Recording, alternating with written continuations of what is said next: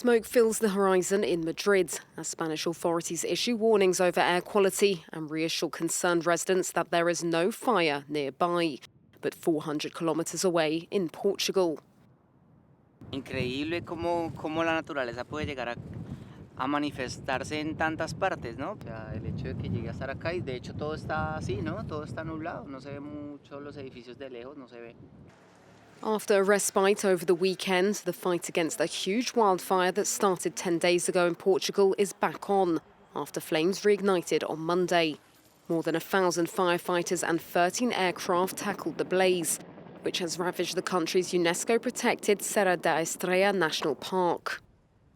Para fazer fundamentalmente duas frentes. Uma frente que está aqui, que como vocês viram, que graça aqui muito perto de nós, e outra frente que está na região da Guarda, mas que está mais controlada.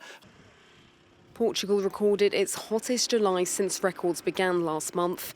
So far this year, forest fires had destroyed around 85,000 hectares of land, amounting to nearly 1% of Portugal's territory, the highest percentage in the European Union.